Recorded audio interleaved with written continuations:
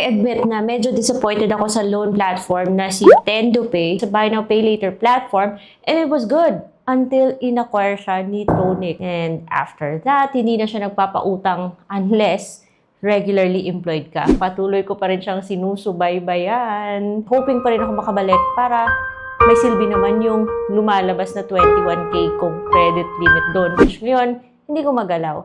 So, napasilip ako one time sa mga online lending platforms na nasa iOS. At nagulat ako. Merong TendoPay na sabi nagpapahiram daw ng up to 50,000 pesos. Sinilip ko yung loan app na to. Nagkaroon ako ng offer.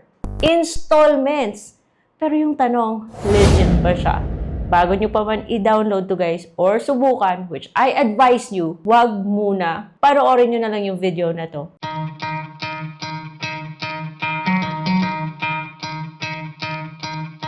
Hello everyone! Welcome back to my channel. It's Ate Red here, your professional utangera. Before anything else, kung hindi pa kayo subscribe sa channel na to guys, subscribe kayo because dito sinusubukan natin yung mga online lending platforms. Wala po akong ini-endorse na OLA. Ako po ay sumisilip lang para makapagbigay sa inyo ng aking honest reviews. This video is not sponsored. It's based on my personal experience. I stumbled across this loan app na si TendoPay. Search nyo sa iOS. Makikita nyo to. TendoPay talaga guys. Loan. Fast, online loan, Philippines, personal financing. Pag chinek nyo yung about niya, andun pa yung under siya kay Temple Tech ha. Makikita nyo yung kanyang registration number which you can also find doon sa list of recorded online lending platforms. Even if I hate yung TendoPay by Tonic, then this loan app right now is also worth na dapat silipin. Kung babasihan mo lang yung mga sinasabi niya sa screenshots, mukha siyang promising kasi sabi niya up to 50,000 pesos daw. Mukha siyang legit. I repeat, mukha siyang legit, pero wag niyo munang i-download. Anyway, multiple payment options, seamless transaction,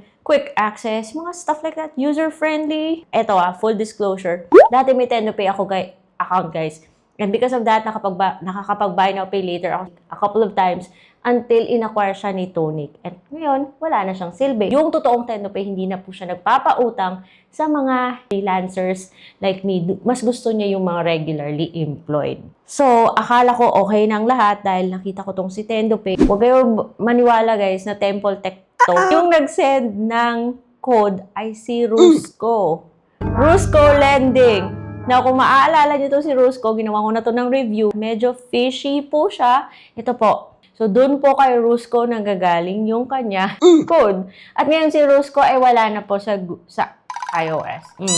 Anyways, patuloy ko pa rin siyang sinubukan para meron kayong informed decision. Meron po siyang account cancellation or delete. Pero hindi natin alam kung anong nangyayari kung nadi-delete ba yung account natin. Kaya dapat may heads up kayo sa mga loan app na to. Kaya ako na muna yung nag-try.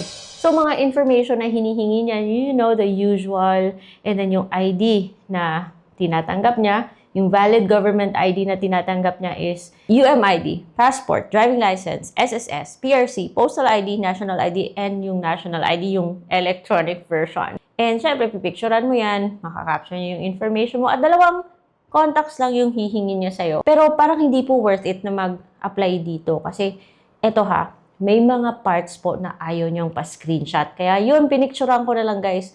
At dun sa part na pinakita niya na yung offer niya, which is 2,000 pesos. Sabi niya 90 days pa daw. And then, 6 terms daw. Yung breakdown, sinasabi niya 50 pesos lang yung service fee. Di magaling kung ganun, di ba? And meron po siyang term 1, term 2. So, parang totoong 60 days, okay? Pero ba't ayaw niyang pa-screenshot, di ba? So, nung kinlik ko naman yung withdraw money, sabi status error daw. At doon ko na feel na parang fishy siya. So, doon pa lang sa pagsasend ng OTP, parang fishy na siya. Kasi nung dati ginagamit pa si TendoPay, yung OTP ay nanggagaling talaga kay TendoPay. Eh dito bakit kay Rusco nanggaling yung code? At wag na kayong umasa sa 50,000 pesos. At wag na kayong umasa ma-approve kayo dito. Kasi dito pa lang, hindi mo nga maklik yung withdraw money kasi status error na daw.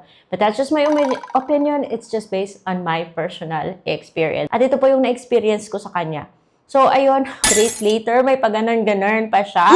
So, meron siyang option to delete the account. Pero syempre, kung hindi mo naman pala siya mapapakinabangan, so the next course of action is to delete the account. Syempre, ba't mo naman yan tatago sa cellphone mo? Wala nga siyang silbi. So, pagpapadelete ng account, hingi po siya ng password. So, kung hindi ka nag-set ng password sa start, hindi ka makakapag-delete. So, kailangan ko pang mag-create ng password. Yung password niya, ang dali-dali guys. Magpapadala siya ng OTP galing kay Rusco. Magka-create ng password. Okay sa kanya yung 111111. At saka ako nakapag-delete. So, maniniwala ka ba sa isang loan app na very, very easy to predict yung password? And also, this loan app is not, I don't know. As much as I hate TendoPay, the legit TendoPay, dahil hindi ko na magagamit yung aking credit limit out of concern sa mga other borrowers na baka mas-scam dito. Ako, TendoPay, pakisilip po ng loan app na to. Kasi baka fake.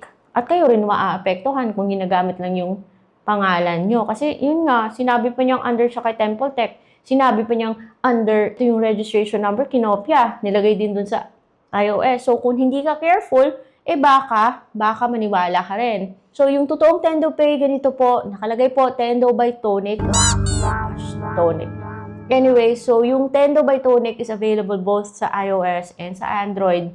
So, iba po talaga tong si TendoPay na under sa kay Rusco. So, I hope guys, yung masasabi ko lang, before I let you go, is that please be very, very careful sa kung ano man yung mga online loan platforms na nakikita natin online. Because hindi lahat ay okay. Especially yung parang okay tingnan kasi may pa-registration number pa. Pero fishy. Obvious na fishy sila. So kung hindi pa kayo subscribe sa channel ko, syempre, dapat subscribe kayo dito sa professional utangera na to. Dahil ako'y nagtatry ng loan app para sa inyo. Para hindi kayo magsisi, di ba? At least meron kayong heads up. Nasa inyo po yan kung maglo-loan kayo dito o hindi. Yung importante is, alam nyo kung ano yung pinapasukan nyo. Siyempre, decision nyo naman yan. Kayo naman yung papasok niyan sa budget nyo. Pero pag-isipan nyo kung okay ba yung loan app na to. Pero para sa akin, hanap na lang kayo ng iba guys. Dahil unable to operate, mga ganun. Parang nag-aksaya ako ng panahon dito. Tapos, yung mga comments pa about this loan app, parang hindi naman maganda eh. So, yun. Consider yourself warned. Kung kayo naman ay naghahanap ng mga online loan platforms na totoo, yung pwede nyong subukan kasi totoong legit, kahit na hindi man ako ma-approve sa ibang mga loan apps na nasa playlist na to, ayan, legit loan apps Red. At least those are the loan apps na pwede nyong subukan at kung good payer kayo, makakatulong po siya sa pag-angat ng mga credit history nyo. Kasi credit is powerful and with these facilities,